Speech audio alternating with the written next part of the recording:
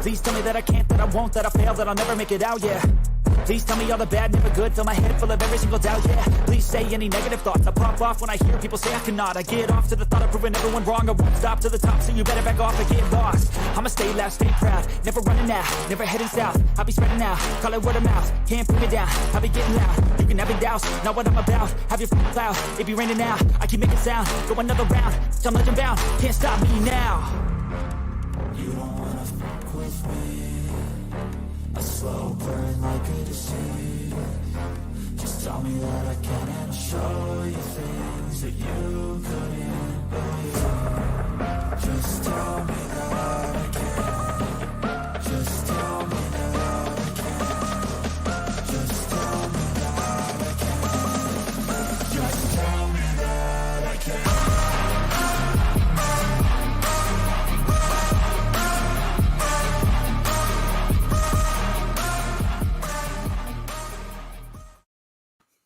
All right. What's up, everybody? Welcome to another show on Unscripted, where you can catch us on Twitter at Unscripted Guys, all one word, and TikTok, Unscripted Sports, all one word. What's up, Logan? How you doing this evening, my brother? Hey, what's going on, Jay? Hope everyone's having a terrific Thursday so far, getting ready, geared up for the weekend. And most importantly, Jay, we're one day closer to that national championship Monday night. Ooh, man! Hey, I don't know about you, man, but I'm definitely excited about that. We'll talk about that here in just a second. But yeah, I'm like you, man.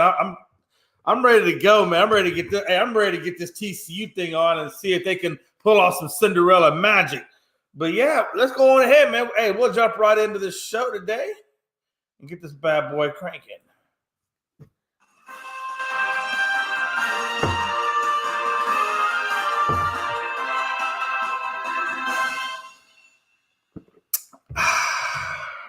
Nothing better than some good brandy, some good bourbon, and good sports. Let's get into it. So, doctors are now, as you know, have said that Mr. DaMar Hamlin has come out. His eyes are open. He's squeezing people. He's showing some sign of recognition, which means there is definitely good brain power flowing within him to where he should be able to make a good recovery and get back to life, hopefully as he knows it. But, man, what encouraging signs, number one, Logan. And, but at the same time, the Hamlin family is getting upset with all the hate being shown towards T. Higgins. A couple of people said that, he came out and they felt like it was a low blow and maybe he should have been used for targeting or what have you. And that just simply wasn't the case. And I think it's been found to not be the case. And so Logan, what do you think about that, my brother? Yeah, I mean, obviously it is terrific news that we're getting from his part and from his family and whatnot, saying that he is kind of regaining, consciousness, squeezing people and whatnot. And it looks like things are going at an upward trend, which hopefully they continue over the next couple of days and maybe weeks, who knows. And like you said, he can get back to life as normal as it can be, right? The new normal, we would say, with everything going on. And I mean, also just for the whole T. Higgins thing, I said on Tuesday's show that he's not to blame for this, Jay. This was not an egregious hit. This was just a regular football hit that I'm sure we're going to see all through the day on Sunday and whatnot. I mean, it's a regular play. It's just something. It was just a freak accident, right? I mean, it's something that no one expected, and I mean, he has no reason to be blamed for any of this. I saw that Josh Allen, Bill's quarterback, came out and said, don't put any blame on him. Hell, Jay, I know he's been at the hospital up there with him for a couple of days. So, I mean, obviously, it seems like T. Higgins is also a really good guy for really caring for him and trying to help out the family as much as he can during all this. And like you said, that there was no targeting. That wasn't called. Everyone said that was not the case. And it was just a very extreme accident that happened and just a regular football play. And he deserves none of the blame for this. Yeah, absolutely. And then, I believe it was the lawyer had also spoke for the family, and they were saying, look, this could have this could have happened to anyone, anytime, anywhere. It just so happened to be, this was the time with T. Higgins. So even though that happened, it's not really fair to put blame on Higgins when clearly, it was just a freak accident. That's just how football is, So good on the family standing up for T. Higgins and not holding him to that level that a lot of other people are. So I really appreciate seeing that. Secondly, let's talk a little Pablo Lopez from the Marlins is on the trade block. 27-year-old pitcher, man. Hey, you guys got 3.75 ERA, and he's gone 10 for 10 with 174 Ks and a 1.17 whip. And I was just thinking, the Boston, for me, Logan, there's a couple of teams I think that could, benefit real nicely off of him. I think one would be Boston because Boston needs a little bit more youth in their bullpen. And then also the Dodgers because they're looking to move on from Bauer. So maybe Bauer for that young pitcher, Pablo Lopez, that might be even a good deal that could work out there. And then, of course, you still need the middle of the rotation pitch with the Orioles. So I can see even the Orioles getting in the thing. And then also I think the Guardians could use one more quality starter to really get their rotation at that championship level. And last, but certainly not least, I think with Stroman and Smiley being free agents and Hendricks also being a free agent, they got to get under contract. I think one or two of them leave. And if that's the case, the Cubs are definitely going to need to trade one of those guys for possibly Pablo Lopez and try to get something out of it. But what do you think about that, Logan? Yeah, I was just kind of looking around, seeing some teams that could be involved in this trade. You mentioned a bunch of them. The Dodgers, obviously, potentially the Red Sox. Also, another name to be thrown out there, also maybe Minnesota. I mean, who knows what they're going to do this upcoming season, how they're going to be now losing Correa. And, I mean, like I said, there's a lot of teams out there that want his services. It's really just going to be who's got the biggest farm system and or player that Miami would want in return because, I mean, Miami's just they're in a weird situation because they say they're not rebuilding, but yet it seems like they are still rebuilding. So I don't know what's going on with them, man. But I think he's definitely going to be going to a contender. I would think maybe always you got to have the Dodgers up there first and foremost, just with the cash they can give someone. But I like your thought with Chicago also with the Cubs. That's not a bad option either. I think with as much as they've really bolstered their team this year. Yeah, absolutely. Frankie the Yankee. Gonzo, welcome to the show, my brothers. Gonzo, we'll start with you real quick. What do you think about this, man? Pablo Lopez out there on the market, and it looks like, there's a few teams out there that could really use this trade. Like I said, Dodgers, they can get rid of Bauer, bring in another quality pitcher. I think it works out for both teams. And then you got the Red Sox, because they need another ERA that can get their whip down because they are currently ranked 25th in ERA and whip. So they could use that as certainly, like I said, the Cubs. What is your thought process? Like, who do you think would be able to, or who do you think would you see trade for him? Man, I don't know. I think I like the Dodgers, like you said. I could see maybe Red Sox, Cubs, but I mean, there's going to be a lot of teams I think that's going to show interest just because absolutely everybody needs pitching. It's just going to be who's going to want to spend enough money to be able to get them in.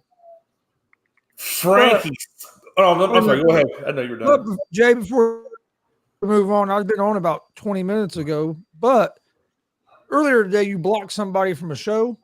And when you done that, it blocked them from the whole damn ASAP Facebook page. Oh damn! So I had to go in. Were they able to get it unblocked? Yeah, I got it unblocked. So I thought I was hitting the button that says you put them in timeout, like I do with Damien. And I don't think it said timeout. I think it said block. And I was like, because I know when I said it, it went great like that. And I'm like, oh damn. I think I did a little more than. He said, something's wrong. He says, I can't get on ASAP no more. It's not there no more. And the page wouldn't come up for nothing. But he's on now. I bet your dad was just cursing the hell out of me, man. Like, that son of a bitch.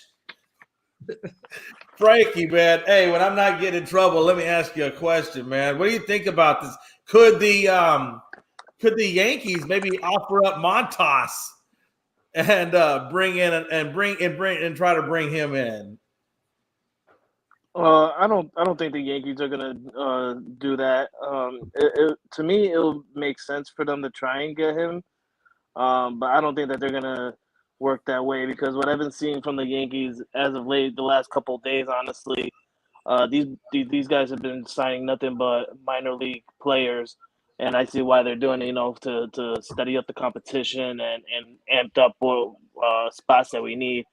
I know the Yankees aren't trying to spend that much money. Yes, we have money, but the Yankees are trying to play smart and not spend so much money because, realistically, we're giving so much money to Aaron Judge, Garrett Cole, Carlos Rodon, all these people. So I see what the Yankees are doing there, but I don't think that they're going to go after a guy like Pablo.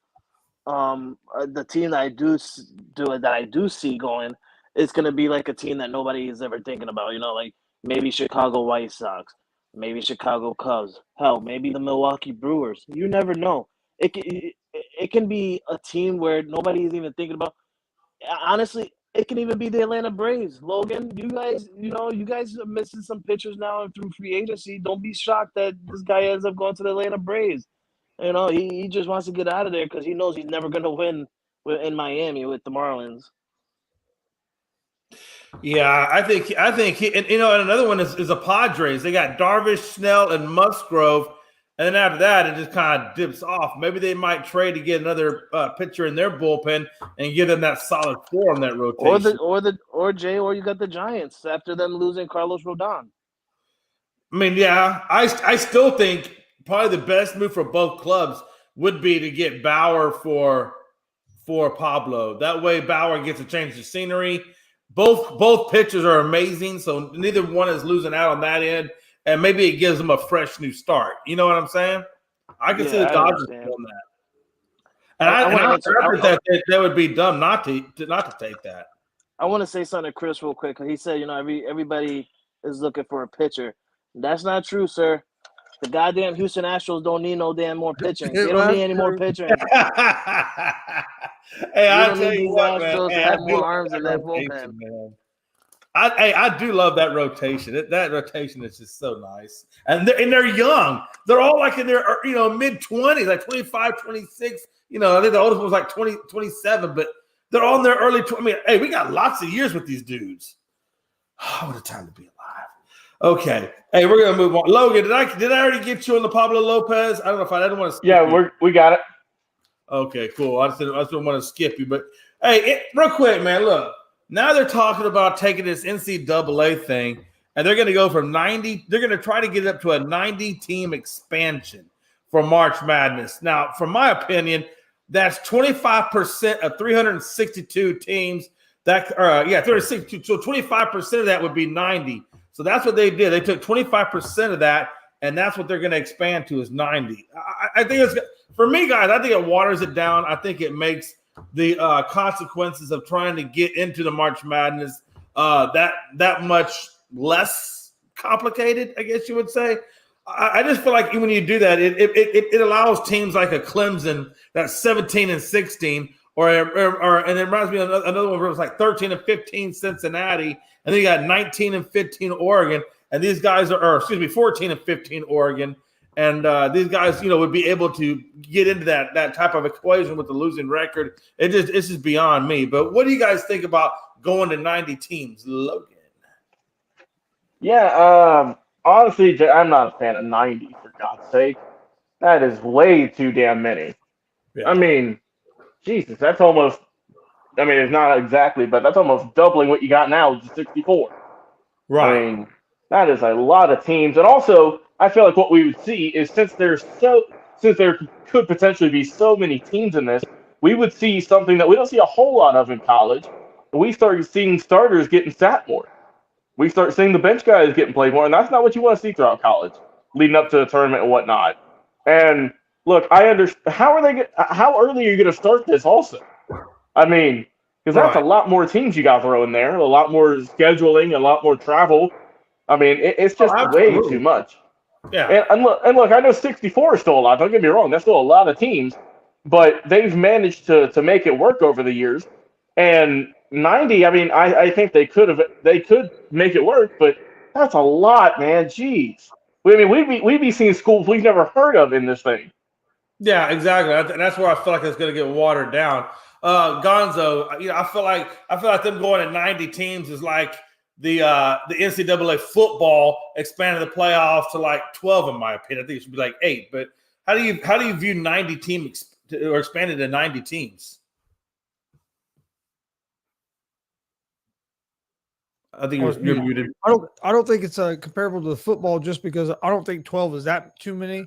You put 90 teams in this tournament, that's just way too many. And what it does, not only does it water down March Madness, but it also makes the regular season mean less. Yeah, it does. I agree. Right now, these teams are trying to win some big games to get into the tournament. When you put 90 teams in there, you're not going to have as good a record as you did back before. So if you want to expand, I say add. It used to be 64. You went to 68. If you want to expand, add 4 more teams, make it 72. But I think 90 is just way too many. Yeah, I agree. Frankie, man, what's your approach to 90-team March Madness? I got just one thing to say, and you just said it, Jay. March Madness. That's it. And what they're doing right now is madness. All right? 90 teams is insane to me. For one, with the teams that they got now, like Chris said, I think he's at 64, 67 teams that are eligible for March Madness during that time. What blows my mind is it's called March Madness, and this tournament doesn't even last March. It goes into April. So if you're going to go ahead and put 90 teams in this, you might as well call it March, April Madness or something like that, because it's going to take about 2 months just for us to see who's going to become champions. Man, I'm about to say we'd have to rebrand it March Insanity at this point. And they're talking about doing this for the men's and women's tournament as well. Yeah, it makes that's 180 teams. That's like basically the NCAA basically saying, that's okay, nuts. well That's like all of there's what, how many D1 schools? Like there's not even a whole lot of D1 schools. No, there isn't.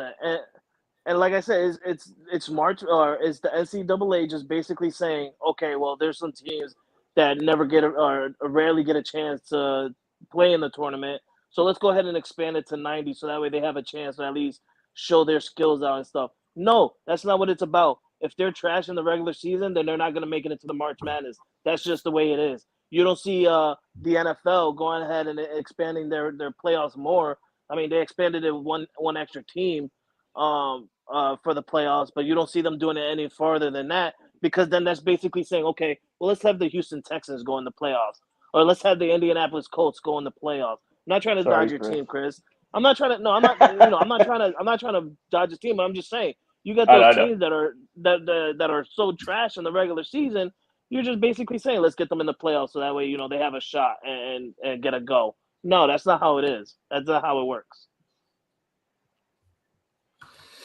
Yeah, no, I agree, and that's why I was saying I feel like sometimes they water it down, or people keep wanting to water it down, and like he said, money mat, like they're all trying to get those last dollars, and it's like I just think I like you guys, I just think it's ridiculous. That's just too long.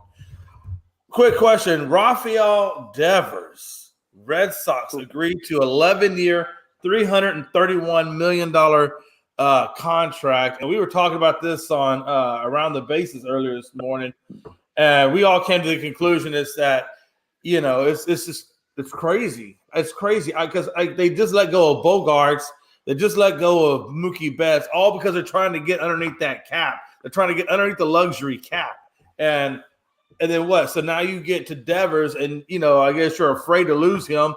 He was supposed to make $100 million less. They finally came up to this 331 number, but how crazy is that? I mean, I don't understand. Like I said earlier, I think the Red Sox are conflicting themselves. They're going out and getting all these old, free agents and bringing them in, and then they're releasing all their young players, and it doesn't make sense. You get rid of your youth and you bring in the old. I don't quite understand that. So I think the Red Sox are definitely in a weird state right now. Gonzo?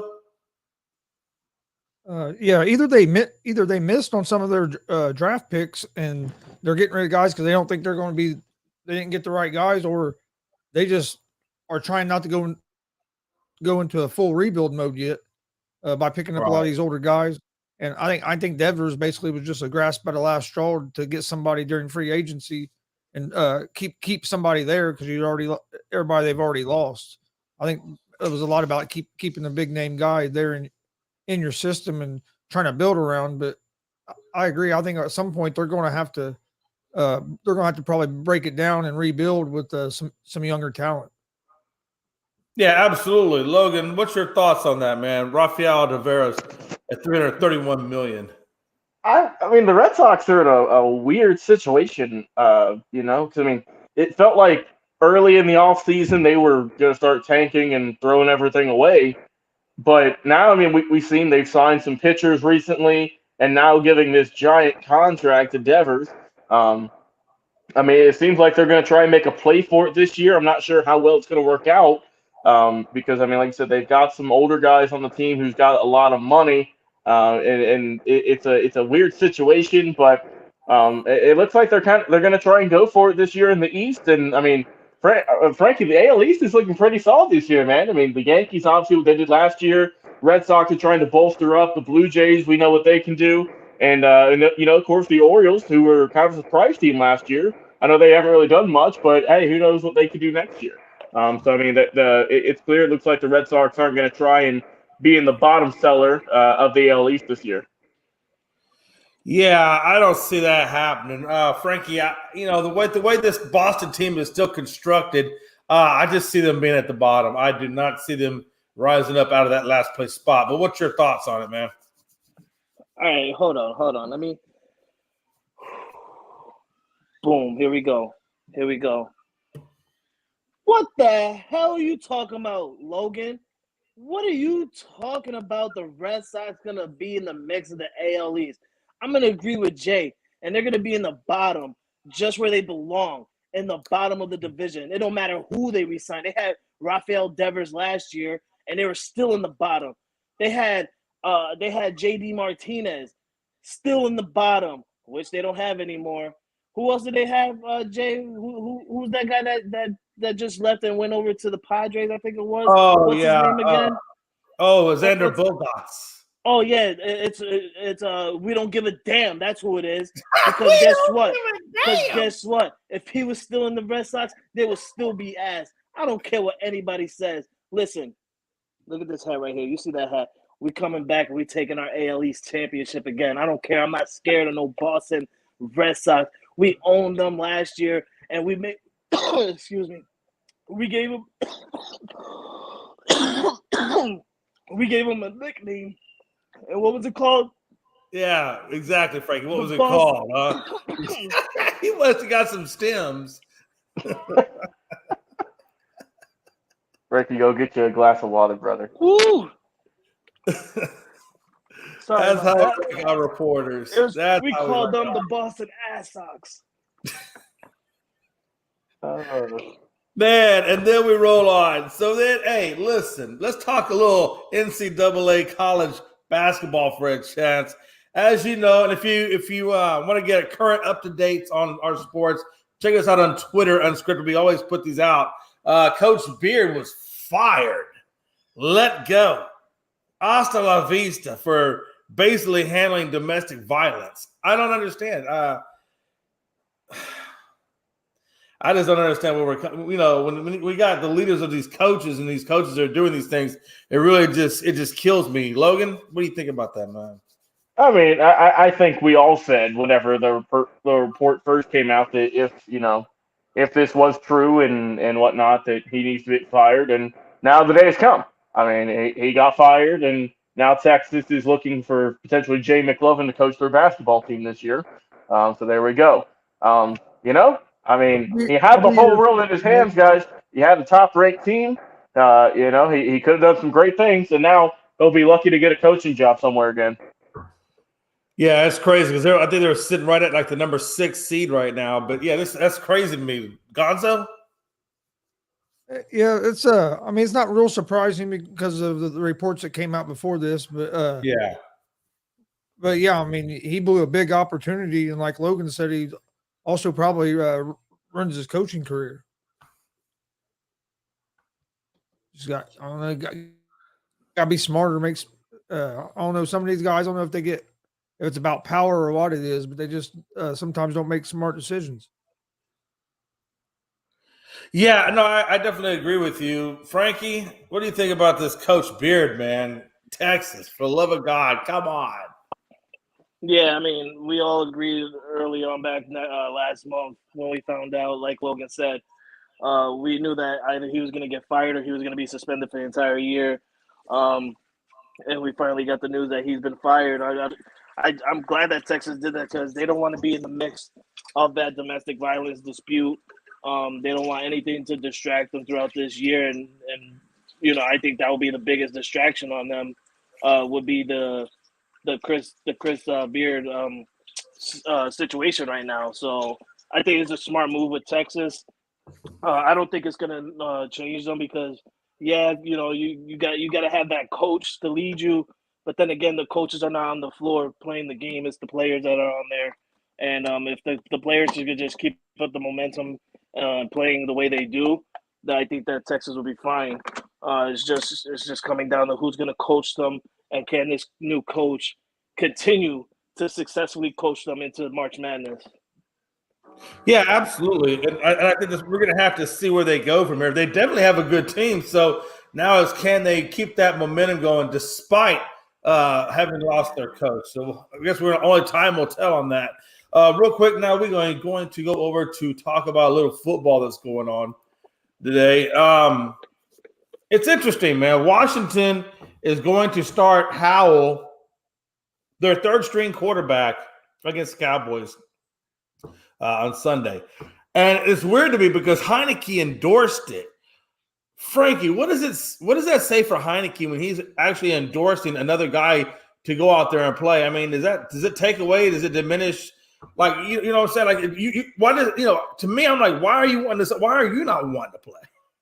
Like I don't know. I it's weird that he's advocating for one of his predecessors to take his job.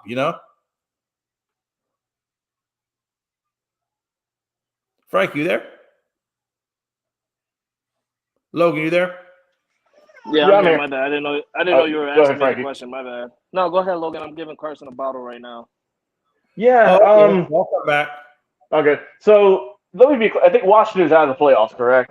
They're done for. Yeah. Washington was definitely Yeah. eliminated. I mean, honestly, I don't think it's that big of a deal. Then, I mean, this is the last week of the year. You're out of the playoffs. You have nothing to play for other than draft rights. And then, I mean, the way it looks, Heineke is going to be the starter next year. With as bad as Carson Wentz has played, let's be real here. So, I mean, plus let's not forget Heineke has also been kind of banged up recently as well. So, I mean, why not throw Sam Howell out there? You drafted him from, I believe, North Carolina this past year, a year prior. And, I mean, hell, why not? You have nothing to win, nothing to lose. So why not see what he can do and get him out there? And that way you don't have your starter for next year, who I think is going to be the starter, get knocked out for a whole season. I mean, but I don't think that if Sam Howell goes off for a lot of yards, I don't think they're going to start him next year. Though I think Heineke's locked down that position. Yeah, I agree. Gonzo, I mean, does it take away from Heineke the fact that he's actually endorsing another guy to play instead of him? No, I don't think it really does. Just because the fact they're out of the playoffs, the team probably went to him first and said, "Hey, this is what we're going to do," and he's basically even if he's upset about it, he's basically probably just being a good teammate and showing his support. But I don't think it really makes him look bad. I think it's more of they want to see what this young guy can do. He's been there for a little over a year now, hasn't played none, and I think Heineke's just being a good teammate. Yeah, and another question I had about that is being that Washington is going to start, this third string quarterback against the Cowboys, is that in a way a disservice to the Eagles or somebody else like that because they're not really playing them? Like it takes away from the competition level. Do you think that they're going with the third string guy?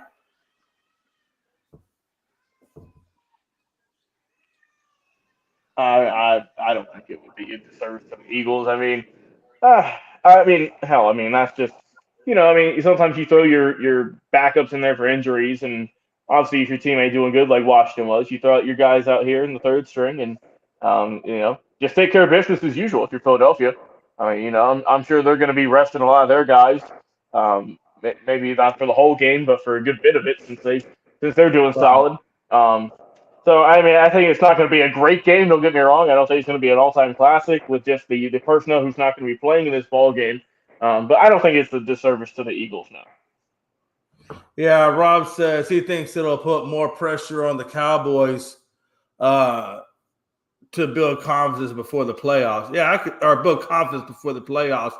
Yeah, I mean, I get what you're saying. I do. I understand what you're saying. To me, it's if I was like the Eagles, or I'm trying to, maintain the division, and then it's almost like the other guy in the division is kind of giving him a gimme game. I don't know, but I get what you're saying. You said, but Dallas better win and win. Yeah, they better win and win big. I mean, they put a third-string quarterback in, for crying out loud. But yeah, and then you look at Fields is out Sunday, and we talked about this earlier. Me and Gonzo did, where it's 64 yards shy of the quarterback rushing record, and they're not going to play him. I feel like that takes a lot away from his his achievements in the league, right? What do you think about that, Logan? I mean, I could understand it, but I mean, also I think the Chicago is kind of going the way of. I mean, I know Fields has also kind of been banged up this season, and obviously, if you don't want him to be rushing the ball and then get his head knocked off, right? You don't want him to get hurt or tear an ACL, nothing major. And obviously, kind of like with Washington, Chicago's been out of the race for a while now, and they have nothing to lose. So why not put the next second coming of the GOAT, Nathan Peterman, out there and see what he can do on Sunday? Yeah, hey Keith, man. Yeah, anytime. Hit me up in the DMs, Keith. Hit me up in the DMs. We'll get up. We'll catch up.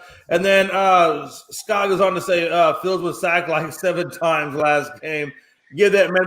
I get it. Give him a break. I get it. But hey, 64 freaking yards. Can we give him a break after the 64th yard? Hey, that way he can, whatever. It is what it is. If you're a competitor, you want to be on the field. But yeah, man, and then we move into, I think, let me ask, there's a lot of pivotal games. There's still a lot of pivotal games left in this last week. Like it literally is coming down to the wire as to who gets in and who doesn't get in. I'll tell you right now, that Titans and Jacksonville game is going to be huge, huge.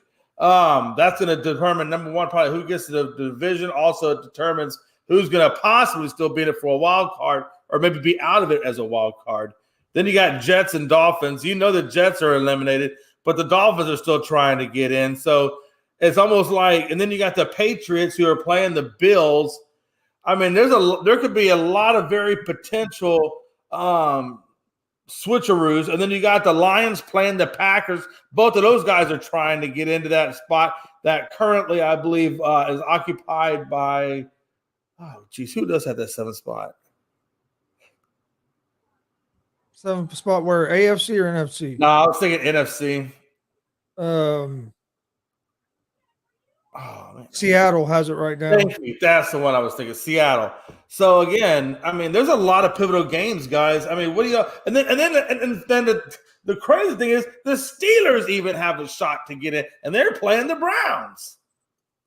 I mean, that blows my mind. Gonzo, what do you think about that, brother? Oh yeah, there's gonna be some good games this weekend. Like you said, you got the Packers and Lions. If Packers win, they're in. Lions, if they can win that game, and Seattle loses, Lions are in.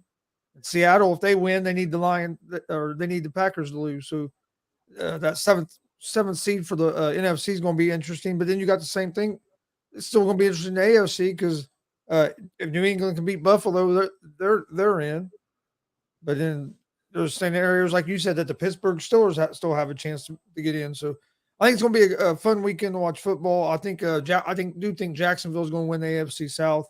I think they get by Tennessee. Tennessee just with so many injuries, going to be starting like a third-string quarterback, and Trevor Lawrence has been looking pretty good in that Jacksonville offense. So I think Jacksonville is going to win that game, but I think the Packers have a good chance of of beating the Lions. But if that Lions defense could show up, I can see the Lions win that game because of their offense. So I think that's going to be a real good game to watch. And but yeah, it's going to be an interesting weekend for the last weekend of the season. Oh, absolutely. Frankie, man, what do you got to say about this craziness that's going on this week, man? I mean, you guys are battling it out seriously with everybody else.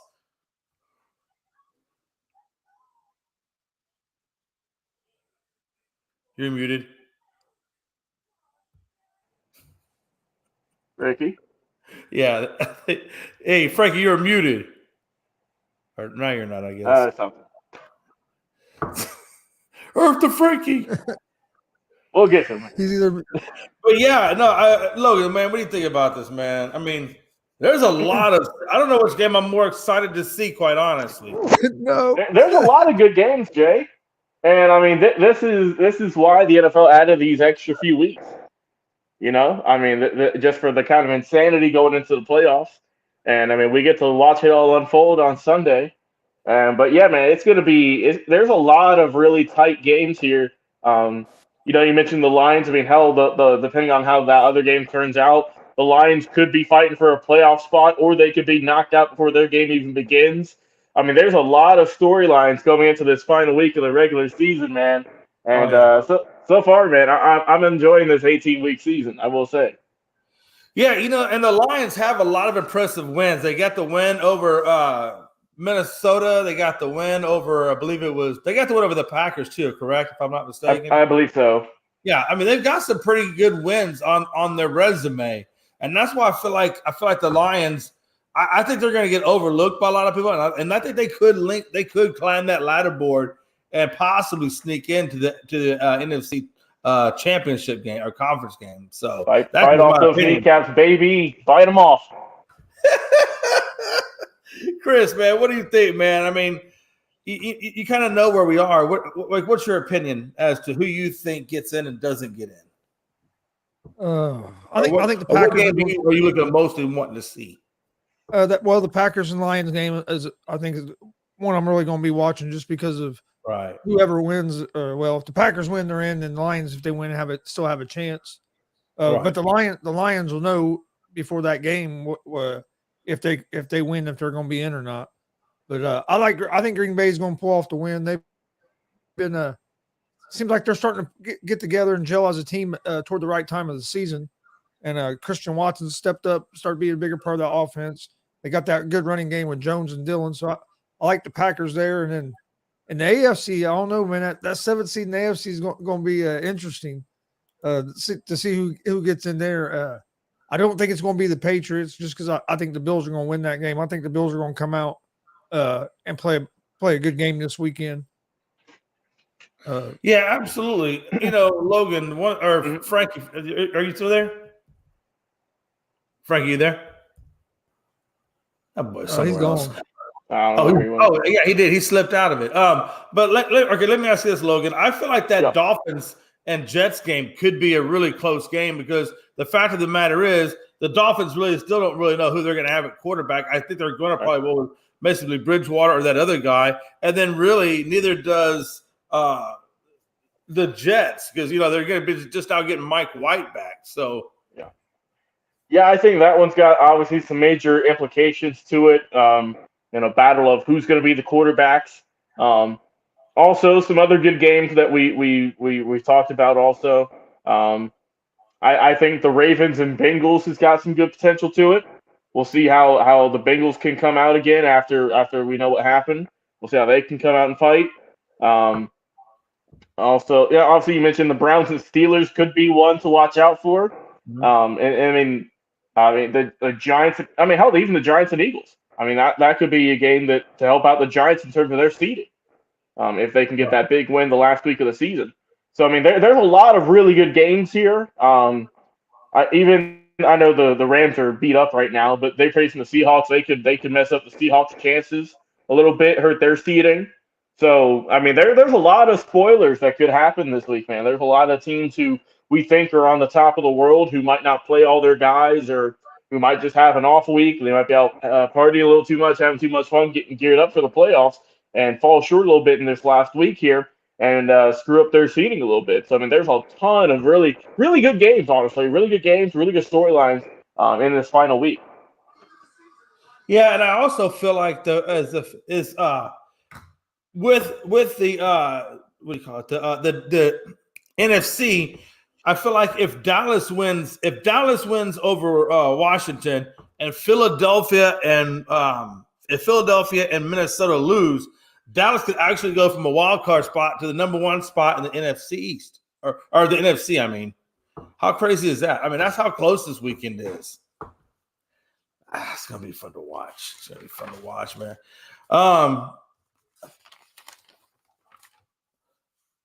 I think that's all I had really on that one. So we'll slide over to college real quick. Man, you got quiet in here all of a sudden. Just real quick, a couple of things I wanted to kind of talk about real quick with the NFC. As you know, Jim Harbaugh now it seems like is saying that he's not going to leave. He's not going to leave. Help me out there. Help me out. Michigan. Thank you very much. My brain went fried there. He's not going to leave Michigan, and he's going to actually wind up staying there. I think he feels like that's where he's supposed to be. I think at one point, I believe it was it Miami? No, it wasn't Miami. Who was it that was offered him? He met supposedly he met with the Panthers owner. There you go, the Panthers, right? And so that's what I was thinking. I was like, how do you pass up that kind of money? But apparently he's going to do it. Apparently he's going to stay at Michigan, and he's going to give it another run. Have you guys seen that, Gonzo? You didn't see that report? Huh? You didn't see that report? No, I saw that report. I was shaking my head no to Frankie, telling him we still can't hear him. Oh no, I can't hear him. Man, that boy don't know. He don't know what's left from his right. I don't know if something's wrong with your mic, Frankie. I don't know, man. We missed that beautiful angelic voice you got. No, I've seen the report that he said that he expects to be the Michigan coach next year. That's interesting. Just because he says that, I don't think it means that, because this time of year is a bad time for there to be rumors for him that he's going to be going to the NFL because of recruiting. Right. So I think even if he does end up taking the NFL job, I think he's going to try to keep it as quiet as he can, as long as he can. That way, if he does decide to stay at Michigan, it don't affect the trying to get the top recruiting class. So yeah. I just don't. Why would you? I'd like to say, yeah, you got taken by his word, but we've seen coaches say, yeah, I'm not going nowhere. Then a couple weeks later, they're on a new team. Yeah, that's true. And it's hard, Chris. You can't really. It's hard to 100% trust what these coaches say, all in all. Because I mean, how many times have we seen coaches flip what they're saying, oh yeah, I'm going to come back for the boys next year. We're going to run it back. And then he's off somewhere else. I mean, that's happened time in, time out.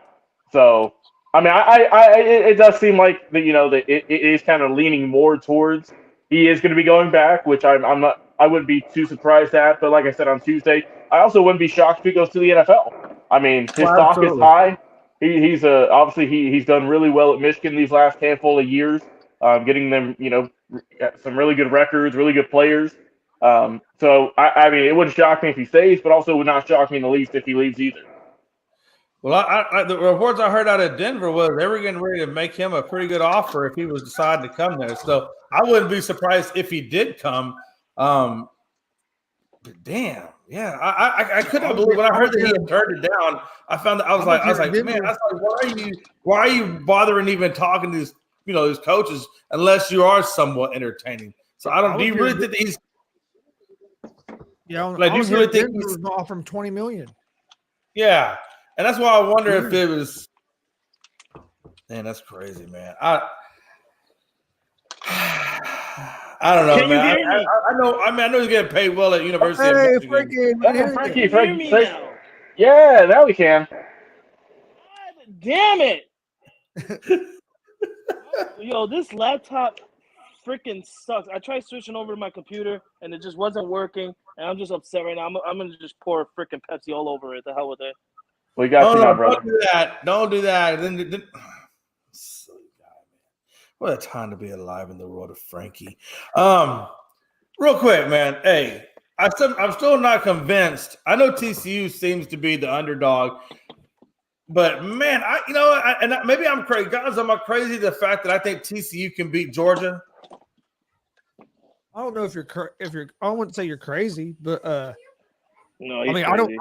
I don't think they're going to, but I'm going to be rooting for TCU just because I like to see the underdog come through, and I think it'd be pretty cool to see them run the table, but not run the table because they lost one, but to win the national championship. But I think Georgia, like I told you earlier, I think whoever wins the line of scrimmage is going to win the game, and I just don't know if TCU is going to be able to handle that defense, the offensive line and defensive line of Georgia. But it's going to be I think it's going to be a good game. I'm not expecting a blowout either way. Yeah, Logan. So one of the things I'm tracking is I know which I think really hurt the TCU Horned Frogs is their penalties. They do commit a lot of penalties, and that's probably one of the biggest things I think that can hinder them more so than anything else.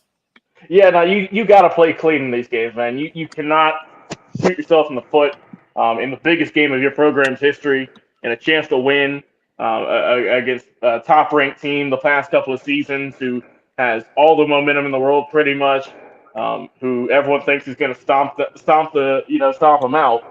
So they know that the underdogs. They know they got to play a perfect ball game to get this W. And for Georgia, they just got to do what they've been doing pretty much the last 2 seasons. Just go in there and take care of business as usual.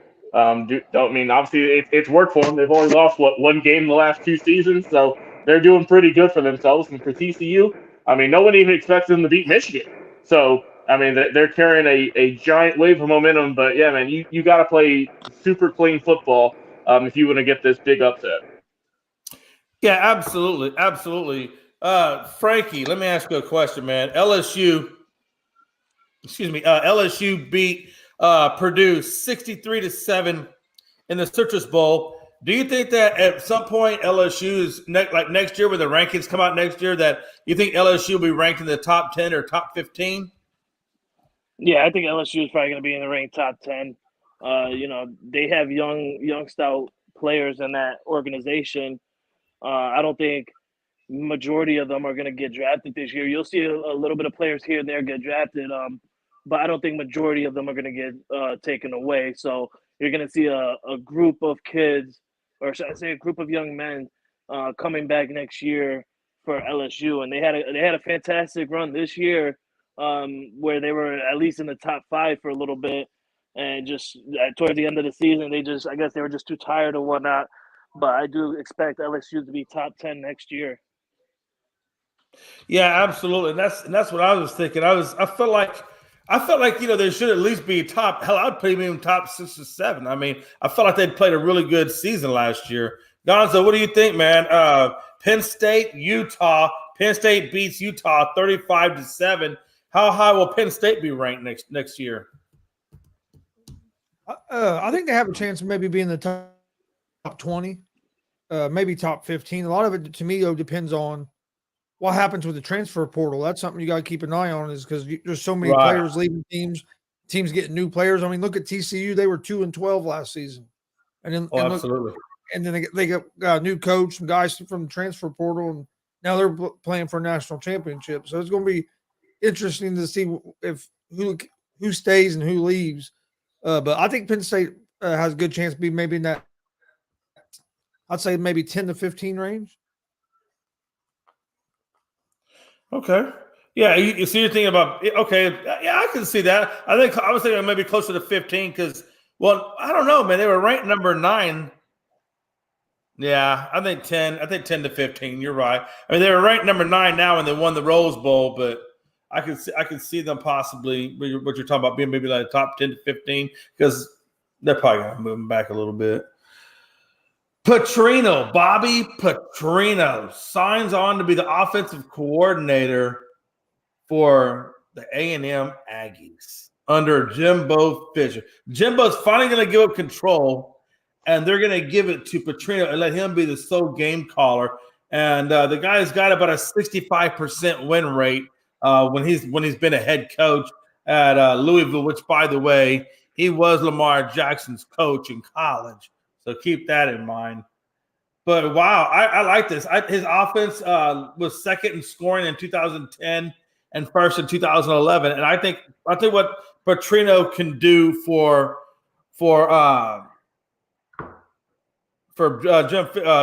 Jimbo Fisher is about the same as what Kirby Smart did for Nick Saban or Bill O'Brien did for Saban. I mean, just an amazingly talented guy that I think the Aggies are going to pick up. And what does this do for their chances now with that offense? Gonzo? Logan? I'm here. Bobby Petrino, man, a name I haven't heard in a minute. Obviously, we know he's a great offensive coach, right? Throughout his whole tenure coaching, wherever he's been, I mean, he always has a top tier offense, and I mean that's kind of what Texas A&M is kind of shooting for. I mean, they've got some good personnel, Jay, as you know. They've got a good team, and now they're hoping to bring in another experienced coach who's been around for a while, and who could hopefully kind of help come and freshen things up maybe a little bit. And like I said, maybe see how far they can get next year in the SEC. But I mean, I think it's a good hire. We'll see how it will play out. But I mean, just based on track record alone, in college, Petrino's been good. Yeah, I think either way, it's going to be interesting to see when these rankings come out. Who's in the top 5? And I swear, if they put Alabama in the top 5, I'm boycotting NCAA at least for 20 minutes, maybe more. Always got to be a hater. Always got to be a hater. We're trying to be alive. I'm just going to boycott Always got to be a hater when you're Jay McLovin. Whatever. That's your mouth. Hey, listen. I know me and Gonzo talked about this. I'm just trying to ask you guys. I feel like the Yankees, like I was telling Gonzo earlier, I feel like the Mets are trying to be the Yankees of the NFC. I mean, of the NFC, of the National League. I'm getting football, whatever. You know, I feel like they're trying to, because you clearly can see that they're 111 million in the tax, in the luxury tax. They're well over 800 million in like 5 or 6 players. I mean, they're just giving no money, all expenses paid to any free agent that comes that direction. So do you feel like they're taking and basically Steve Cohen is adopting the George Steinbrenner way of doing baseball, Logan? Brother, they better hope they're buying a championship, or else Steve Cohen's about to get ran out of that owner's box. I mean, I applaud them for spending some money like they did last year, but we saw how it went last year. So why am I think they're going to do anything more this year? I don't care who they got on the team, Jay. I don't care they've added Verlander. I don't care they've added Correa potentially. We still don't know that. That's true. We don't. We still don't know that.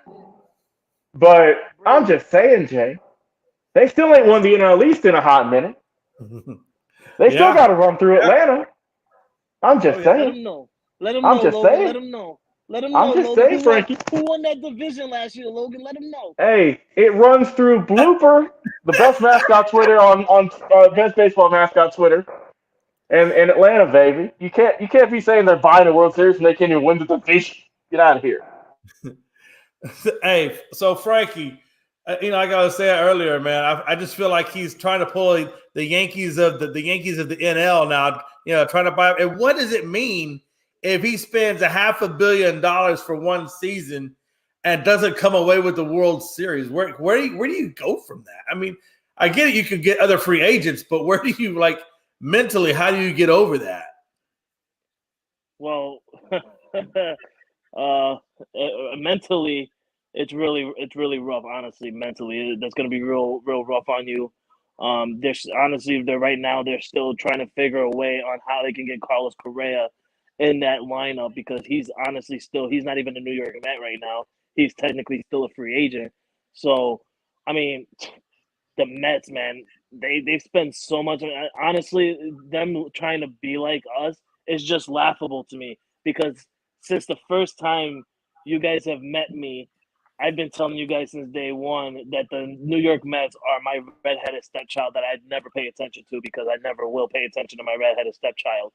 So, I mean, these guys, man, they're trying to be like us so bad, but they can't, right? I mean, you got to deal with the Atlanta Braves, you got to deal with the Phillies.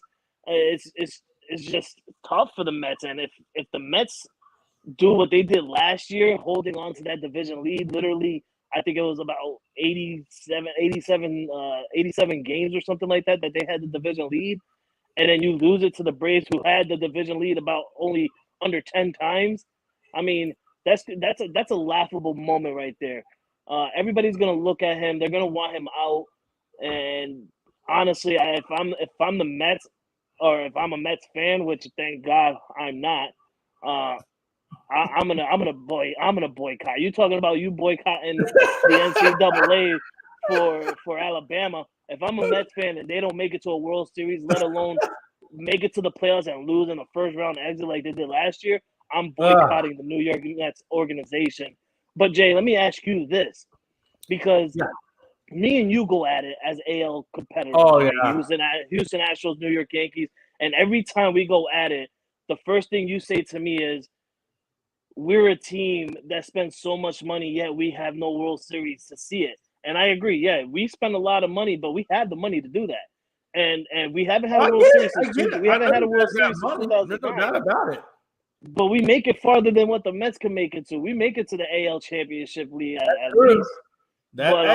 Yeah, absolutely. But Jay, you have that saying to me.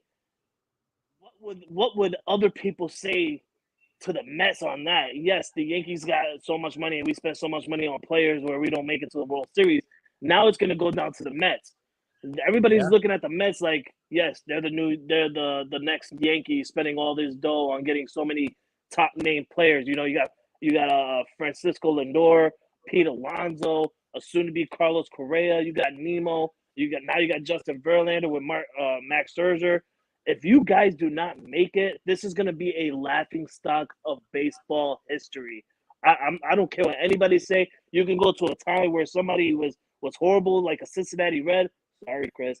And you can laugh at them, but you're spending close to or more than $1 billion on these players. And if you do not make it to the World Series, let alone be a first-round exit like you were last year, this is going to be the laughing stock in MLB history. Yeah. And that's what, because when's the last time the Mets won the World Series? I think it was like 1986 or something like that, if I'm not mistaken. I guess it's been a hot minute. Yeah, I think it was that miracle. Yeah. I mean, it's been a hot minute since New York has won a pennant. So, I mean, maybe that's what they need to do. New York Mets. Don't just say New York. Finish that whole thing out and say New York Mets. That's why you're New York Mets. Hey, whatever makes us sleep at night, Frank. Hey, look, I'm here only for a little while, but no, the average age of the Mets is 30. The average contract is about 2 to 3 years. Now, they do have the bigger, obviously contracts. But I feel like this team is built to win within the next year to two. And if they don't win within the next year to two, I think this is not going to work for them at all. And they're going to have to go back to the drawing board. But what do you guys think? Frankie? Jay, they were in the World Series back, I believe, in 2015, 2016, one of those years. And I think to me, they had a worse roster than they do now. They have a way better roster now. So, and back then when they were in the World Series with that roster that didn't look real good, they got swept by the Kansas City Royals.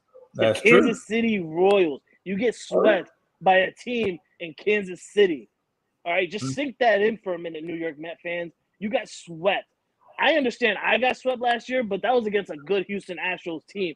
We fought for a chance to at least win many times. We had 2 games in that AL championship game where we should have won, but we didn't. We fought our asses off, and that was against a tough team. But you guys got swept against the Kansas City Royals.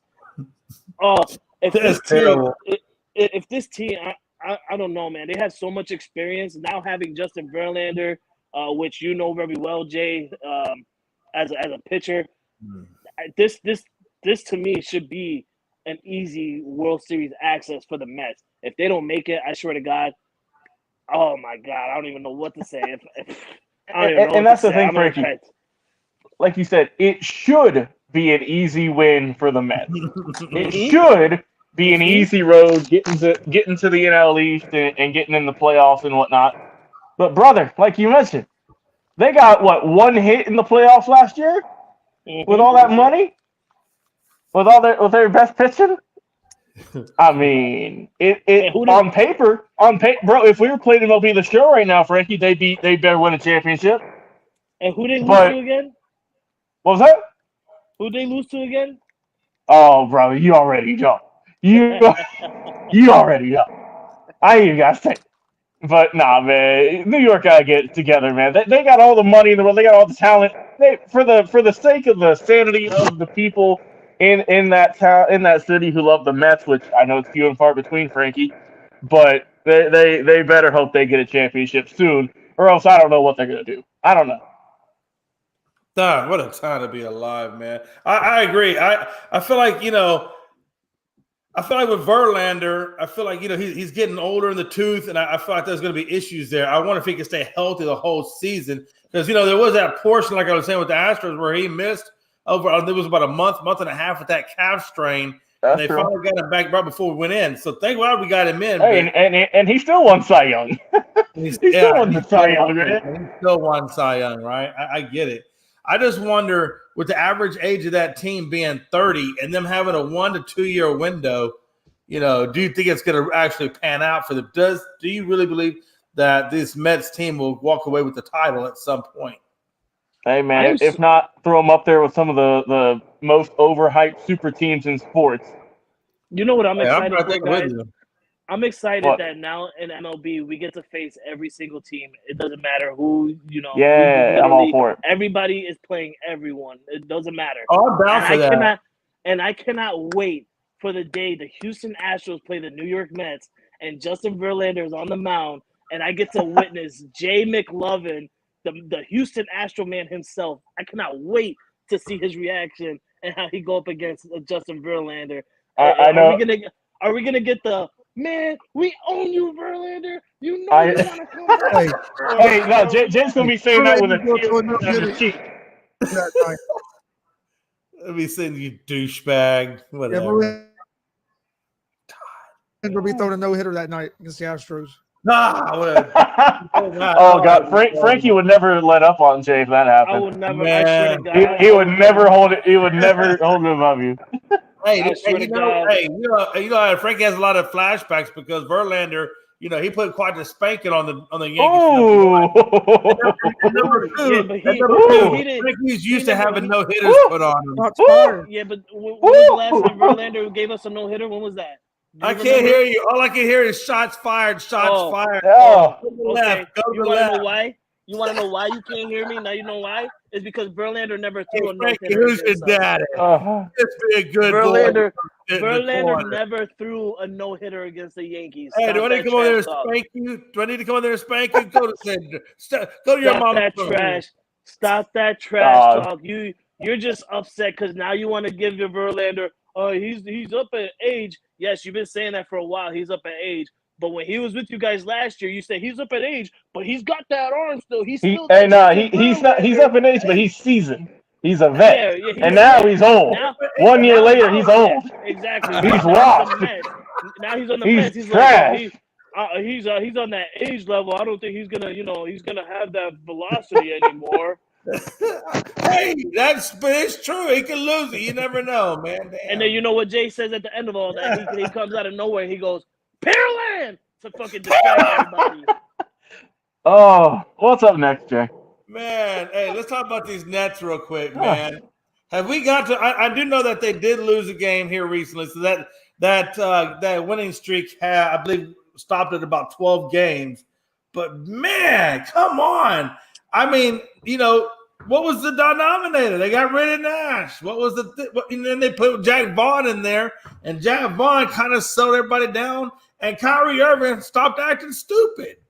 I mean, what a time to be alive when the Nets could come together and actually be a team, play as a team, and not do anything crazy. I mean, when was the last time?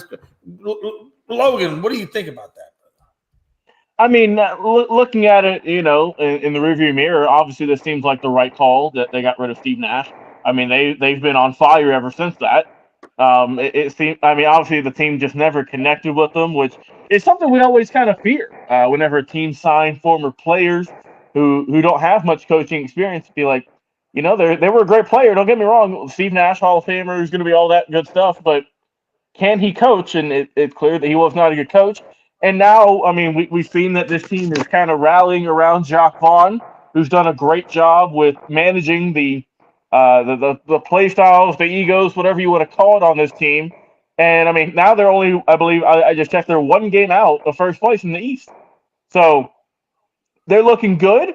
And I mean, KD's playing phenomenal as per usual, right? Simmons, he's still doing his things on the court, and they've got their supporting cast is also doing some good work too. What's the center? Claxton, I think he's having a real kind of a good breakout year. He's got, I think, like 12-8.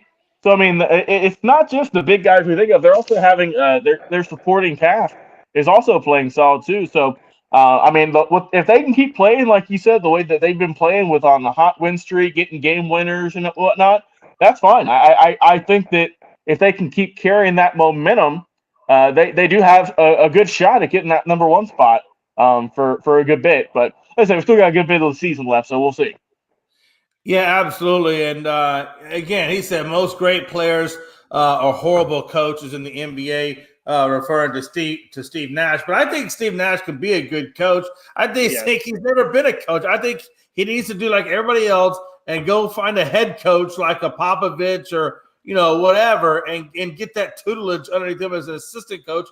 And then you grow as you grow, right? You can't just go straight off the hardwood and straight into the press box or onto the bench and coach. I mean, I just can't imagine without that head coaching experience how you would make that successfully, especially with the likes of a Kyrie Irving and a sensitive Durant. I mean, come on.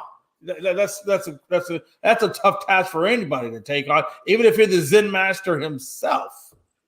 But what a time to be alive, man. These guys are shooting 51% as a team from the field and 39% at the three-point line. So they have definitely locked and loaded and getting into that scoring realm. I mean, it's incredible. Not that long ago, this team was on the brink of wanting to go to the 4 wins, and now they're looking like the best team, which I think they will be. And I do think they eclipse the Celtics at some point before we get to the actual playoffs itself. Don't be surprised. I think this team has, like what y'all have been seeing, the chemistry, the shooting, the length. They have all the attributes they need. So, Logan, what do you think, man? Yeah, I do think, Jay, just to reiterate, they do have all that. I mean, they're shooting the ball at a phenomenal clip. Also, it's not like they're jacking up a bunch of shots. I mean, they're precise and they're sharpshooters. So, I don't think they keep shooting at that good of a clip. I think it is going to drop eventually. But so far, man, everything's just been clicking. Well, all right, folks, we're gonna get to some final thoughts. What the hell, Jay? What the hell? What happened? Logan, 2 of the same questions about the Brooklyn Nets, and you just skip out on me and Chris? You don't even want our thoughts on the Brooklyn Nets? I'm sorry. My bad. I'm a little high. Leave me alone. So disrespectful to me and Chris. How dare you? Calm down. Chris, my bad. We're going to get Jay's checklist. Yeah, we'll get to a checklist on the So how do you feel about this Nets team, man, and the resurgence? And can they be better than the Celtics at the end of the season? I think they have the talent to be. The 2 things that worry me a little bit about the Nets are they going to stay on? Is the whole team going to stay focused on basketball for the remainder of the season? Is Kyrie going to take a sabbatical? Is Ben Simmons going to take a sabbatical? But if they all stay focused on basketball, I think they have a good chance. The only thing that worries me about them taking over the Celtics is are they going to have enough interior defense when you get against some of these bigger size teams? That'd be the only thing that kind of worries me about the Nets a little bit. But if they stay focused on basketball, they're going to be a tough out for anybody. Yeah, absolutely, Frankie. I think that Jack Vaughn. I think it didn't work the first time for Nash because they just didn't buy into Nash right off the rip. Before they even met Nash, they didn't buy into him. And I think for some reason, somehow or another, Jack Vaughn comes in and he gets all the respect that, from the players. And now they're, everybody's buying in and doing kumbaya. And now they're, looking like the best team in basketball. I mean, what do you think? I mean, do they set up Nash for success? I feel like, honestly, they disrespected Steve Nash a little bit. Like you said, he honestly, I feel like, and I agree with you, Jay, Steve Nash could have been a good coach for the Nets. Steve Nash was just a coach for the Nets on the wrong time, a time where Kyrie Irving didn't care about the NBA. and he was having a sabbatical about his COVID situation, his family situation, and all his other stuff. And then you got KD, who I swear, you guys know my feelings on KD, who just like out of nowhere, you're the head honcho, and you think what you say on this organization goes, and you got this guy kicked out of there, and now you got a new head coach, and all you guys are playing great basketball. This is what is expected of the Brooklyn Nets with the lineup that they have. They've been having this lineup for a couple of years now, so there's no doubt about it. If Kyrie Irving was playing like the way he did this year compared to last year, we would still be saying Steve Nash is their head coach. So I don't care what anybody says. This should be Steve Nash's team still, because Steve Nash did nothing wrong. Nada. He was just dealing with the Brooklyn Nets at a wrong time, because these guys were all not in the same place. Plus, he had James Harden at the time too. You know, you had that little situation and to go with as well. So this is expected. You know, the Brooklyn Nets are a good team. We all know that the Brooklyn Nets are a good team because of Kyrie, because of KD, not because of Ben Simmons. We all know what Ben Simmons brings to the table. Absolutely nothing. But this is expected of them. You know, do I think that they overtake the Celtics? Yes. I think that later on, maybe before playoffs, you'll see something where it'll be a close in the rings, like how it is now, one game, and one of these teams will blow in, and the Brooklyn Nets will end up taking in the lead. But I'm not really caring about the Brooklyn Nets right now in the regular season. I want to see this Brooklyn Nets in the playoffs. We've seen them in the playoffs before, just like this, and they didn't look good. They got beat recently. They got swept by the Boston Celtics 2 years ago, and then let alone you get beat by the Milwaukee Bucks the year they won it. So Right. these guys are good, but I want to see these guys be good in the playoffs, because they come to show out in the regular season, but they're not showing up in the playoffs. It's kind of like James Harden by himself. He shows up in the regular season, but he's nowhere to be found in the playoffs. If we could see this Brooklyn Nets team take over in the playoffs, at least the first round, then we'll be talking different. But right now, this is what is expected of them. They know what they're doing. They're fighting for that first place spot. Their 12-game win streak just came to an end against the Chicago Bulls. Congratulations to Mike Hughes and Rob Scott. But listen, I don't really care. All I want to see is how they do in the playoffs. No, I definitely agree with you. It's going to be interesting. I think, like you said, it's going to see how they do in the playoffs, because that's where the proof is in the pudding. But I'll tell you, Frankie, man, hey, if they're playing anything like this, geez Louise, man. We'll see. We shall see, man. Final thoughts. Gonzo, I'm going to let you lead it off. Final thoughts, my brother. That was real good college basketball game between Ohio State. Damn it! Of course, I'm gonna forget who they're playing now. I was like, it's a real good game on it. It's Ohio and Ohio State, Purdue. Ohio State, Purdue. Then IU plays after this game, but Purdue's holding on to a close lead against Ohio State here in the second half. Been a good game. Ready for some good football this weekend, and also keep prayers with DaMar Hamlin. Got a lot of good news today, but still have a long way to go. Yeah, absolutely. Frankie, final thoughts, my brother. Yeah, I'm going to start off by saying, DaMar Hamlin, like Chris said, we got great news from him. He opened up his eyes yesterday or last night, holding hands with his family, actually writing as well. The first thing he wrote and asked the doctors was, who won the game. So that just goes to mind. Like, the man is still worrying about his team, still worrying about the Bills, hoping that they win. So that's really good. And the response he got from the doctors is, yes, you quote unquote, yes, you won the game of life. So that's good news that DaMar Hamlin is going towards the prayers and the thoughts that we all wanted him to go through, and not go to the other route, and to where all of us will be in tears saying goodbye to someone so young. on the field of a sport that we all love so much. So congratulations to DaMar Hamlin on having a good recovery, coming out of that coming out of that breathing tube and everything like that, and opening up your eyes and actually seeing your family around you. Other than that, I want to give a huge shout out to the Detroit Pistons. I watched that game yesterday. These guys had a ball out game against the Golden State Warriors. It was neck to neck, back and forth. Warriors take the lead, Pistons take the lead. It just kept going. Next you know, it's about 1 second left on the game clock. Klay Thompson hits the three for the tie. And then what happens? Detroit had one timeout, advances to the other side of the court with that timeout. With 1 second left, they hit a 3-point buzzer beater to beat the Golden State Warriors. Congratulations to the Detroit Pistons.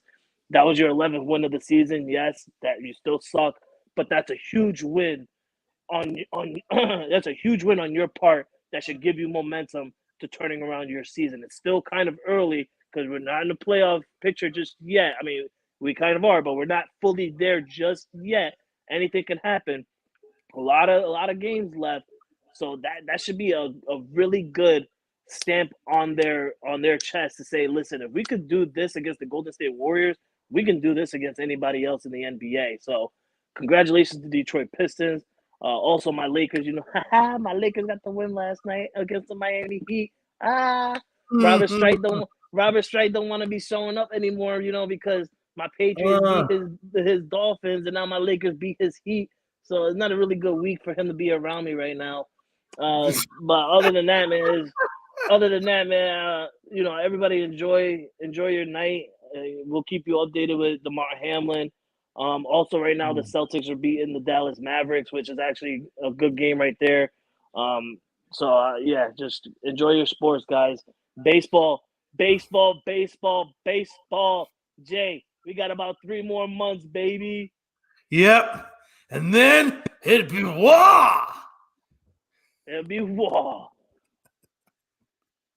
I love that movie. We coming for them Astros. We coming for them Astros, baby.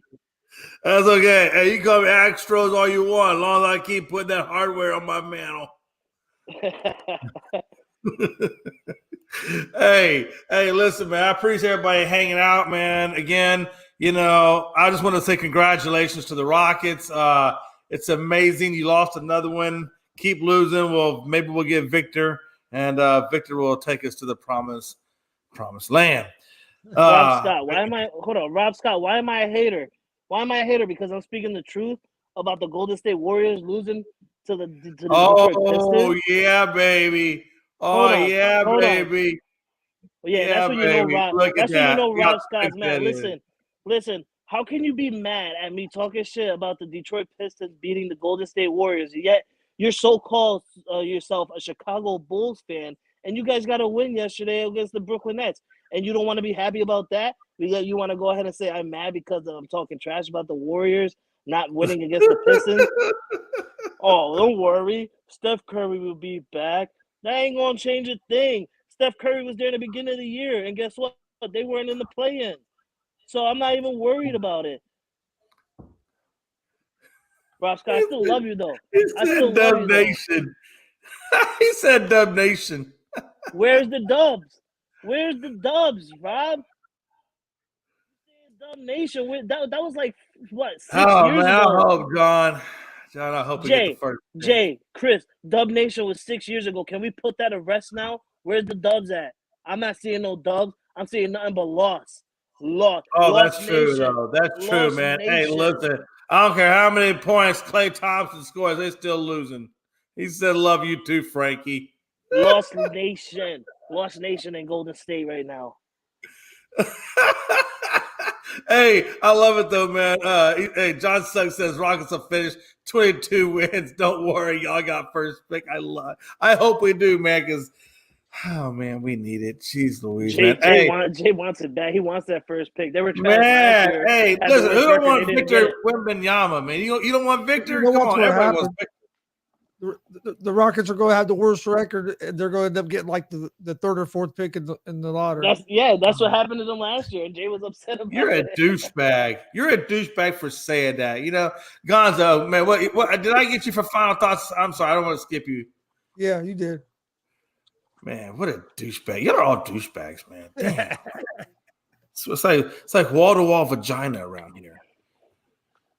All right. Well, again, man, another great show. We appreciate everybody. Please go check us out on Twitter. Please go check us out on Twitter at Unscripted Guys, all one word. Twitter, Unscripted Guys, all one word. And TikTok, Unscripted Sports, all one word on TikTok. Check us out on Twitter, TikTok, Facebook. Gonzo at Gonzo Sports Room. Pretty much Twitch. Anywhere you want to look, you'll find Gonzo on at some point with ASAP. What a nice night it is. What a nice night. I cannot wait. I cannot wait until Saturday gets here, because then I know we'll be getting into football again, and then we'll just roll right into the national championship on Monday. God, what a time to be alive. UGA or TCU? I'm taking TCU, man. I am. I'm taking TCU. I don't care what anybody says. Yeah, I'm also taking that's TCU. Right. I'm also taking TCU to win as well. Damn right. And we're going to make money. Gonzo, you want to join in with us? No, I'm taking Georgia to win, even though I'd like to see TCU win. All right, folks, man. We'll catch you on the flip side. Thanks for joining us. We outie.